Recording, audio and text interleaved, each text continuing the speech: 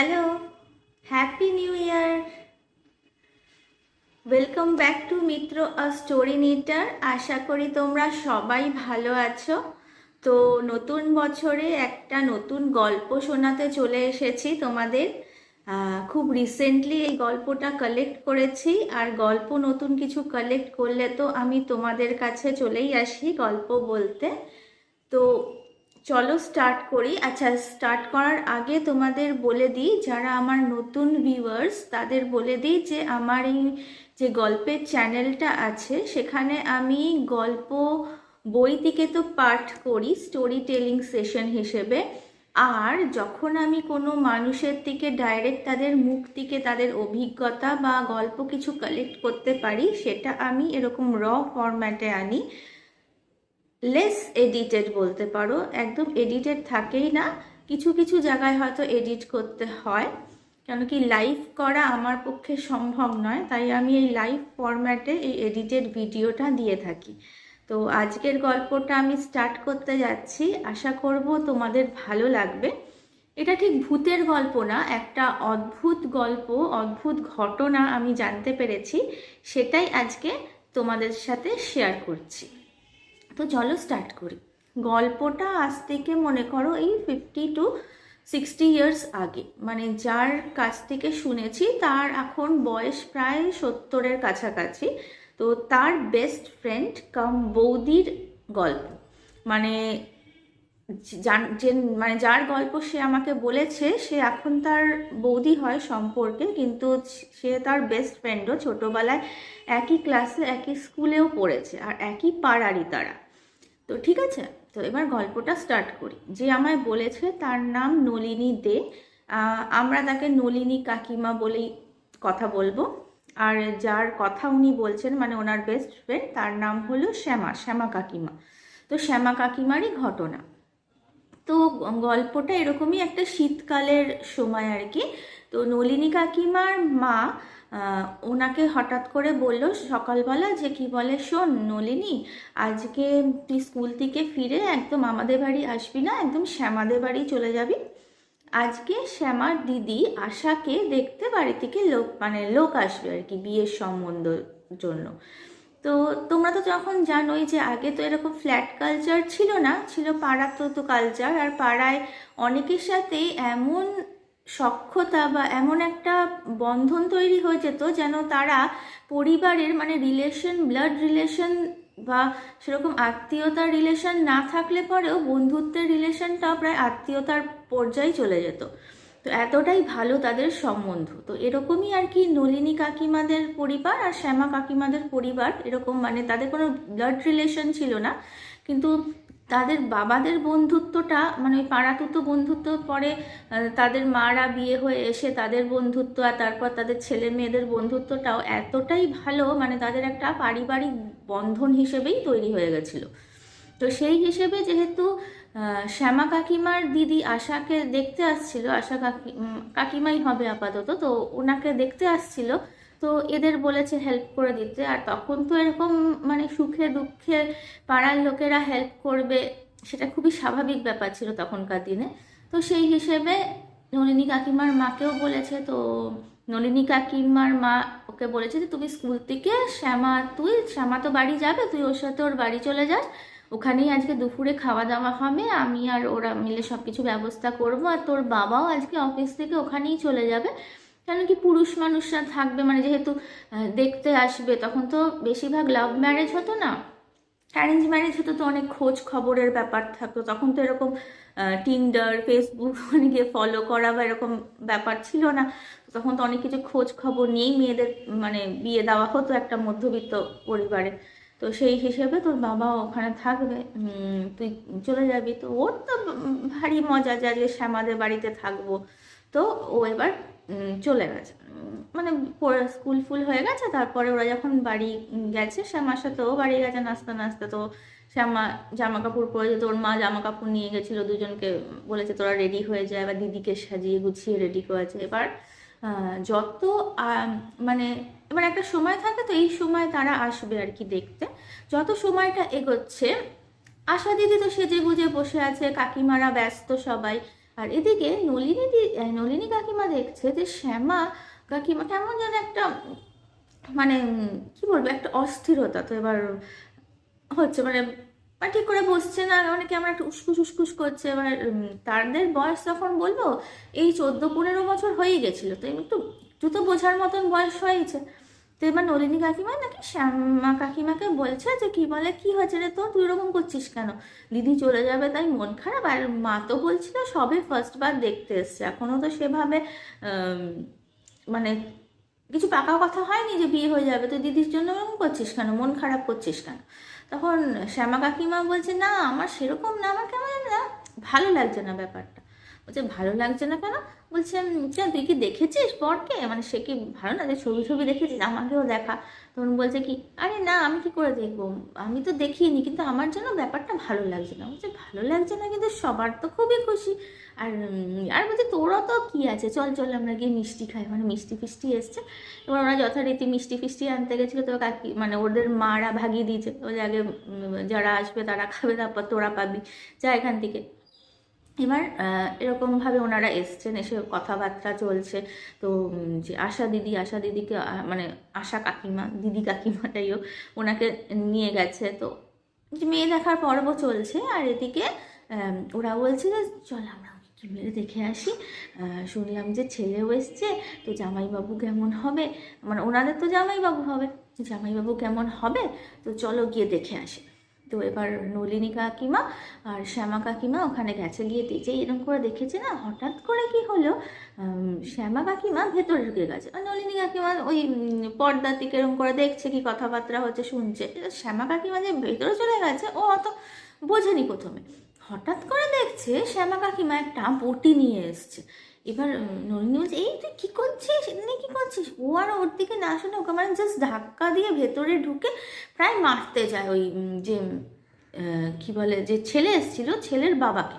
এবার ও তো ভয় পেয়ে গেছে যে কী হলো।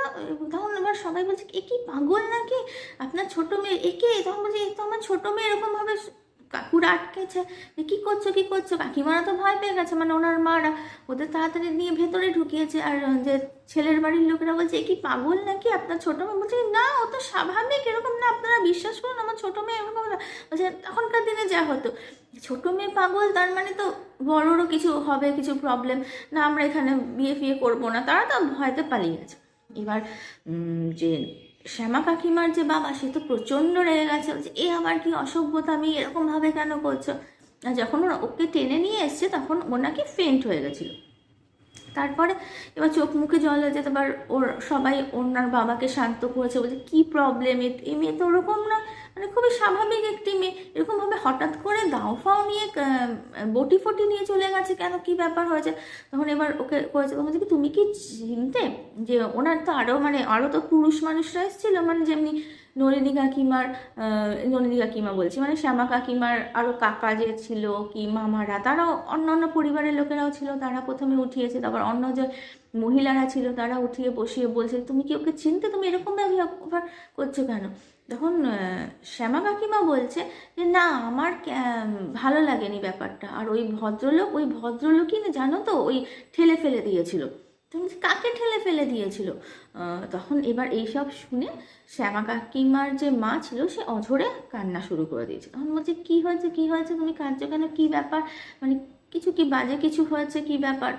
দেখো বাজে তো অনেক কিছু হতে পারে, তখন বলছে তুমি কি চেনো, মানে কোথাও কি কিছু হয়েছিল, মানে বাতি কথা এখনকার দিনে উনি মানে শ্যামা কাকিমাকে কি কেউ মলেস্ট করেছে কোথাও জায়গায়, যে ওরা জানে ব্যাপারটা। তখন বলছে তাহলে তোমরা একে ডেকেছোই কেন বিয়ের প্রস্তাবে, এরকম বলছে। তখন বলছে না না সেরকম কিছু না। তখন তখন শ্যামা কাকিমা বললো যে ও নাকি ছোটোবেলা থেকে, এখন তোর বললাম 14-15 বছর বয়স, অনেক ছোটোবেলা থেকে প্রায় মনে করো 5-6 বছর বয়স থেকে ও যখন সবে সবে কথা বলতে মানে শিখেছে, তখন নাকি ও একদিন এখন ঘুম থেকে উঠে বসে বলছে ফেলে দিয়েছে, মানে ছোটো বাচ্চারা যেমনি আদো আদো গলায় বলে না, ফেলে দিয়েছে। বলছে কে ফেলে দিয়েছে? ও উঁচু দিকে ফেলে দিয়েছে। বলছে কে ফেলে দিয়েছে, কাকে ফেলে দিয়েছে? সেটা আর বলতে পারছে না যে কাকে ফেলে দিয়েছে, শুধু বলছে ফেলে দিয়েছে। আর এই জিনিসটা সেই যে 5-6 বছর থেকে মানে উনি স্বপ্নে দেখতে শুরু করেছিলেন, সেটাও কন্টিনিউ হচ্ছে, মানে এতদিনও কন্টিনিউ হচ্ছে। ওই যে ঘটনাটা ঘটেছে তার নাকি 2-3 দিন আগে ওরকম স্বপ্ন দেখেছে, আর উনি ঘুম থেকে উঠে বসে বলছে ফেলে দিয়েছে ফেলে দিয়েছে। তখন তখন বলছে কি ঠিক আছে ফেলে দিয়েছে, স্বপ্ন দেখছে, বাজে স্বপ্ন দেখছে, তার একটা অন্য রেমেডি হবে, তার সাথে এনার কি সম্পর্ক, মানে এনার কাছে বটি নিয়ে গেছে। তখন শ্যামা কাকিমা বলছে আজকে আমি দুপুরবেলা যখন আমরা ওই ঘরে বসে আমরা খেলা করছিলাম আর দিদিকে এখানে সাজানো গোছানো হচ্ছিল, তখন হঠাৎ আমার ওই স্বপ্নটা, আমি মানে তখন ঘুমোইনি, মানে কিন্তু তাও আমার স্বপ্নটা, মানে উনি বলতে চাইছেন যে উনি জেগেছিলেন, তাও ওনার কাছে ওই ফ্ল্যাশব্যাকের মতন সামনে এসছে যে ওই একজনকে, একটা নীল শাড়ি পরা একজন ভদ্রমহিলাকে কেউ ছাদের উঁচু কার্নিস থেকে ঠেলে ফেলে দিয়েছে, যেটা উনি এতদিন রাতের অন্ধকারে মানে আবছা দেখতো, সেটা নাকি উনি স্পষ্ট দেখেছে। এরকম নীল শাড়ি পরা বড় বড় চুলালা একজন ভদ্রমহিলাকে কেউ একটা ঠেলে ফেলে দিয়েছে। আর যখন ঠেলে ফেলে দিয়েছিল ওই ভদ্রমহিলা নাকি দেখতে পেয়েছিলেন যে ওপরে যে দাঁড়িয়ে যে ঠেলেছিল সেটা নাকি এই ভদ্রলোক ছিল। তখন বলছে যে এই ভদ্রলোক ছিল কি করে বলছো? তখন বলছে কি হ্যাঁ, তো যে কোন বাড়ি, তুমি বাড়িটা চিনতে পেরেছো, কিরকম বাড়ি ছিল, কি বাড়ি ছিল? এবার ও যেরকম বাড়ির বর্ণনা দিচ্ছে সেটা সেই আগেকার দিনে জমিদার বাড়ি ছিল না, জমিদার বাড়ি হতো সেই উঁচু কার্নি, মানে উঁচু বড় কার্নিশওয়ালা আর কি বাড়ি, মানে সে মহল টাইপের বড় বড় বাড়ি, কোঠা বাড়ি টাইপের, উঁচু উঁচু সেই ছাদের মধ্যে উঁচু উঁচু রেলিং দেওয়া, ওখান থেকে কেউ এরকম বলছে। তখন এবার ওর বাবা বলছে ইয়ার কি হচ্ছে, শত সব ভুলভাল তো লেগে গেছে, বলছে এইসব সেই গল্পের বই পড়ো, গল্পের বই পড়ার এফেক্ট, এরকম কিচ্ছু না। আর ওনাদের বাড়ি মোটে ওরকম মহল বাড়ি না, ওনাদের বাড়ি এমনি মানে একটা মধ্যবিত্ত বাড়ি যেরকম হয় ওরকম। তুমি ভুলভাল বলছো, এরকমভাবে এত ভালো একটা সম্বন্ধ ছিল দিদির জন্য, আর তারপরে আমাদের এত অপমান হলো, আর তারপর তোমাকে সে পাগল বলে গেল, এবার সব জায়গায় ছড়াবে যে আমাদের বাড়ির ছোটো মেয়ে পাগল। তুমি বুঝতে পারছো কি হলো? তখন এবার সবাই ওনাকে তো শান্ত করছে, আর ও তো বলে যাচ্ছে না এই ভদ্রলোককেই আমি দেখেছিলাম মুখে। তখন বলছে এসব কিছুই হয় না, তুমি ভুলভাল বলছো, বলে মিটে গেল। এবার এই নিয়ে তো সে তখন প্রচুর ঝামেলাঝাটি হয়েছে, অনেকেই ওকে পাগল বলছে বা কিছু হচ্ছে। তারপর ও দিদিরও নাকি অনেক কষ্ট করে বিয়ে হয়েছিল, যেহেতু ওরকম একটা রিউমার্স ছড়িয়ে গেছিলো, হয় না ছোটো বোন পাগল তাহলে বড়োর মধ্যেও কিছু হয়, যাই হোক এটা আলাদা ব্যাপার। তারপর কাট্টু অনেক বছর পরে, প্রায় ওনাদের যখন 23-24 বছর বয়স, এবার ওনাদের তখন তো আগে আগে বিয়ে হতো, তখন ওনাদের ওই সম্বন্ধ টুকটাক করে আসছে, ছোটো মেয়েরও আসছে, কিছু ভাঙানি দিয়ে চলে যাচ্ছে। এর মধ্যে নলিনী কাকিমার বিয়ে হয়ে যায়, ভালো ঘরে বিয়ে হয়, এবার উনি চলে গেছে। আর এদিকে এবার বন্ধুর জন্য, যেহেতু বললাম খুবই ভালো বন্ধু ছিল, বন্ধুর জন্য মন খারাপ হয়। তো নলিনী কাকিমার যেখানে বিয়ে হয়েছে তার পিসি শাশুড়ির যে ছেলে, তার সাথে একটা সম্বন্ধ তারা খুঁজছিল। তখন নলিনী কাকিমা এই শ্যামা কাকিমার আর কি রেফারেন্স দেয়। তখন ওরা শোনে, সেই নিয়েও অনেক ঝামেলা হয়েছে, মানে তারাও শুনেছিল যে এরকম পাগল টাইপের, মানে হয় না আগেকার দিনে পাড়া কালচার যেটা ছিল, পাড়া কালচারের একটা ভালো দিকও যেমনি ছিল এরকম বাজে দিকও তো আছে, মানে কত তো বদমাশ লোকও থাকে যারা কুটকাচালি এইসব ভুলভাল কাজ করে বেড়ায়। তো তোকে এবার নলিনী কাকিমারা বললো যে না এরকম কিছু না, আমাদের সাথে খুব ভালো বন্ধুত্ব, তোমরা গিয়ে খোঁজ নিতে পারো, ওর সাথে মিশতে পারো।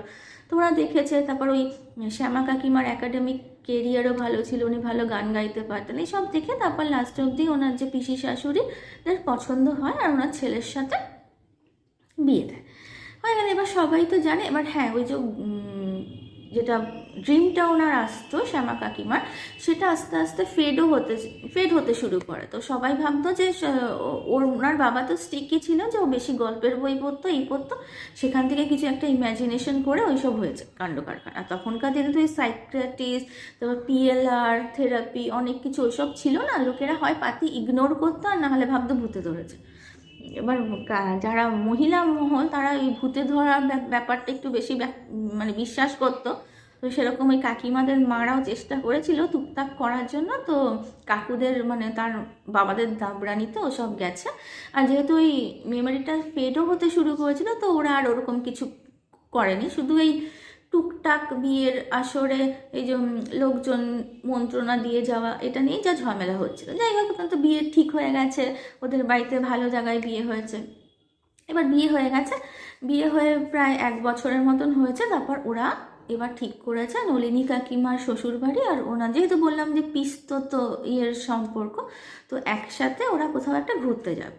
তো এবার ঠিক হয়েছে না ঘাটশিলার দিকে যাবে, তখন তো ট্রেনে করতে এবার সেরকম বস্তা বস্তি নিয়ে, তখন নলিনী কাকিমার একটা ছোট্ট বেবিও হয়েছে, ওনাদের হয়নি, শ্যামা কাকিমাদের তখনও হয়নি, যেহেতু নলিনী কাকিমাদের আগে বিয়ে হয়েছে। তো যাই হোক, এবার পুচকি পাচকা বুচকা বুচকি নিয়ে ওরা ঠিক করেছে যে ঘাটশিলা যাবে।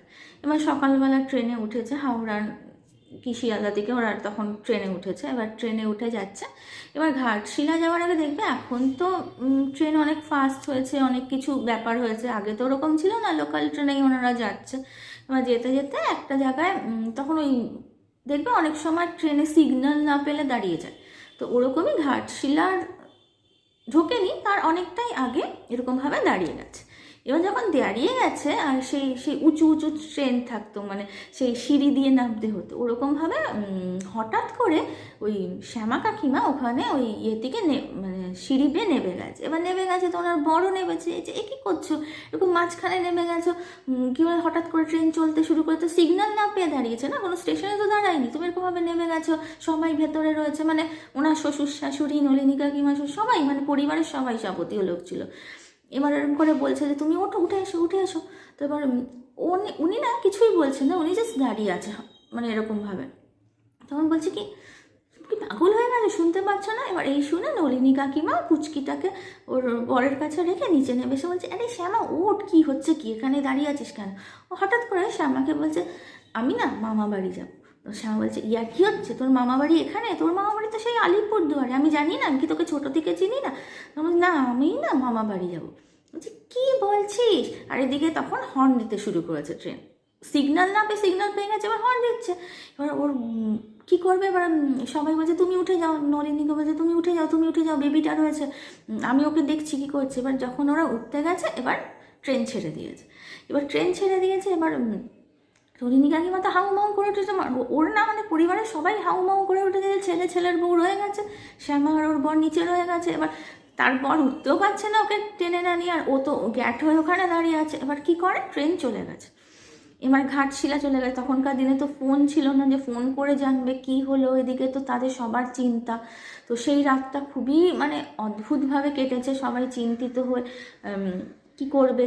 এবার নলিনী কাকিমারও কিছু করার নেই, বেবি আছে, ওইখানে যে যাবে, কোন গ্রামে নেমেছে, কোথায় হল্ট ছিল, সেই বা জানবে কি করে, আর তার বড়ি বা জানবে কি করে, মানে সবার একটা অস্বস্তি।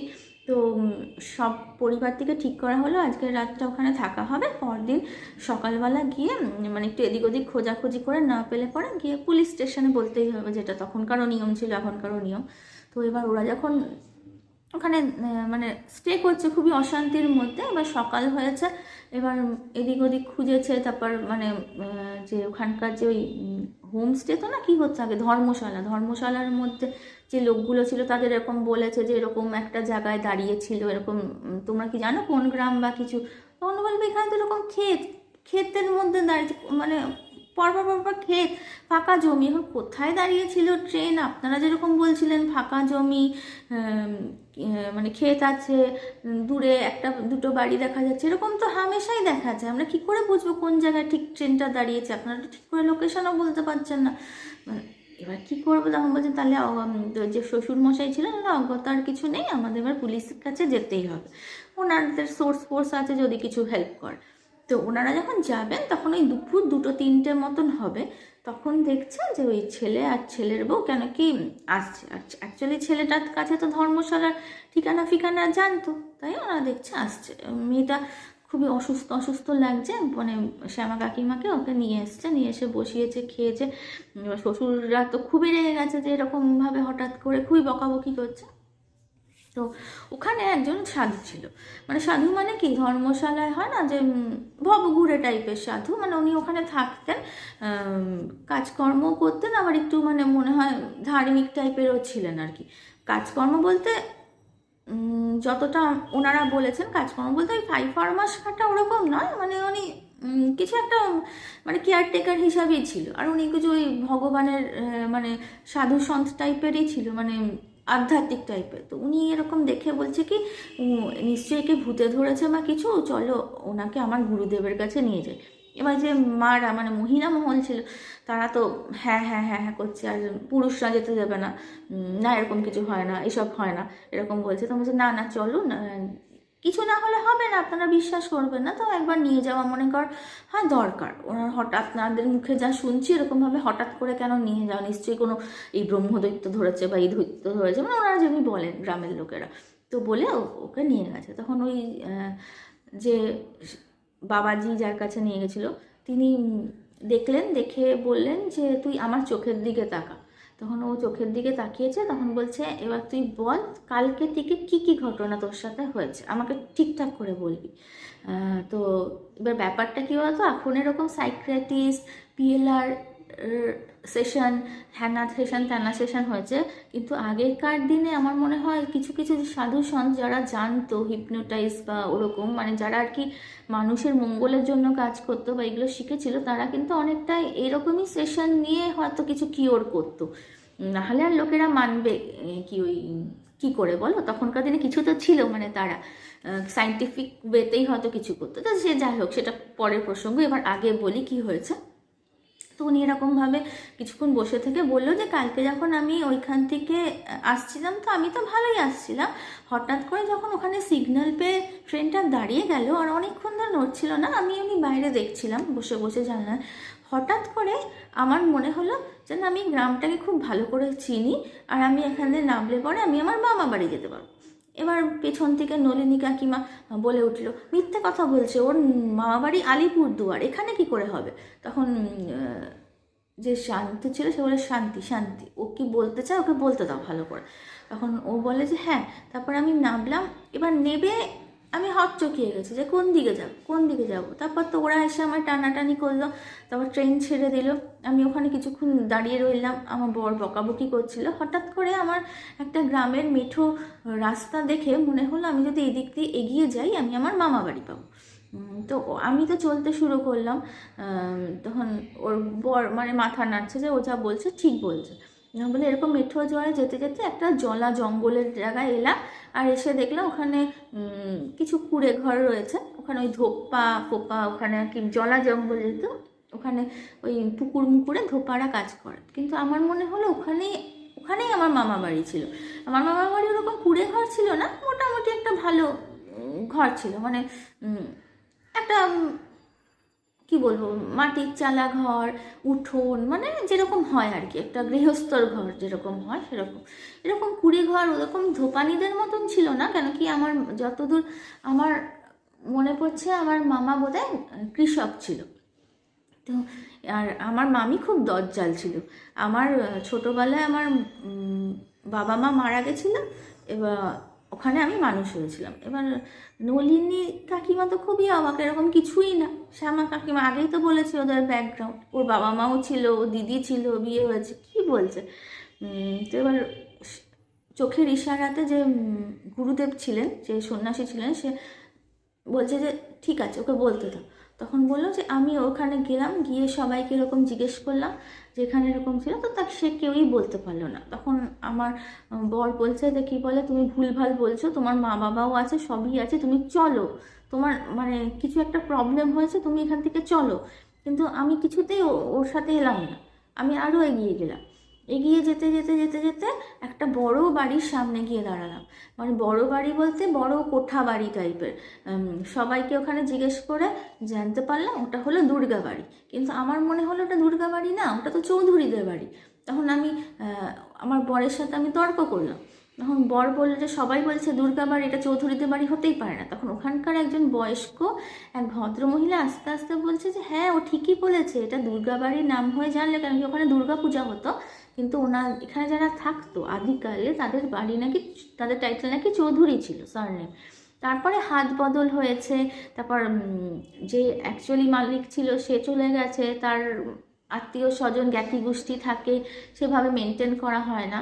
তারপরে ওই মহিলা নাকি ভেতরে, মানে ওই মহিলা বলতে শ্যামা কাকিমা হঠাৎ নাকি ভেতরে ঢুকে গেছে। এবার ভেতরে ঢুকেছে যথারীতি ওখানে যারা জ্ঞাতি গোষ্ঠী থাকে, মানে যারা আর কি ওখানে বাসিন্দা, দাদা চেঁচামেচি করতে শুরু করেছে যে আপনি কে, কেন ঢুকেছেন। সে নাকি কাউকেই নাকি শুনছে না, তার বর মানে আটকানোর চেষ্টা করছে। সে মানে কান্নাকাটি, জোর জবরদস্তি, সে বায়না করার মতন করে বলছে আমি একবার ছাদে যাবো, একবার ছাদে যাবো। তো এবার তখন ওরা বলছে যে এই বাড়ি মেনটেন হয় না অনেক দিন, এই ভেঙে গেছে, আপনারা ছেড়ে দিন, যাবেন না, পড়ে যাবে। তো উনি নাকি কারোর কথা না শুনে ভাঙা সিঁড়ি দিয়ে নাকি ছাদে উঠেছে, ওটা একটা কোণে গেছে, কোণে গিয়ে এরকমভাবে নিচ থেকে বলছে এই এখান থেকে ঠেলে ফেলে দিয়েছিল, এখান থেকে আমায় ঠেলে ফেলে দিয়েছে। তখন সবাই বলছে আমায় ঠেলে ফেলে দিয়েছিল, কি বলছে। তখন এবার না গ্রামে কি হয় বলতো, একটা এরকম কিছু অদ্ভুত ইনসিডেন্ট হলে না চারদিকে খুব চাউর হয়ে যায় কথাটা। এবার ওরকম, এবার ওর বর তো বুঝতে পারছে যে লোকজন শুনছে, এবার ওকে ছেঁকে ধরবে, কি ব্যাপার, কেন ব্যাপার, অনেক বড় ব্যাপার হয়ে যাবে। তখনকার দিন যে মোড়ল সে চলে আসবে। এবার বলছে তুমি চলো, এখান থেকে কেউ মারা যায়নি, তুমি ঠিক আছো, এই তো তুমি আছো আমার সামনে। কিন্তু সে তো বলেই যাচ্ছে যে আমাকে এখান থেকে ঠেলে ফেলে দিয়েছে, আমাকে এখান থেকে ঠেলে ফেলে দিয়েছে। তখন এবার সবাই এবার চেপে ধরেছে যে কী হয়েছে, ব্যাপার কী, হ্যাঁ না তা না, বসুন বসুন।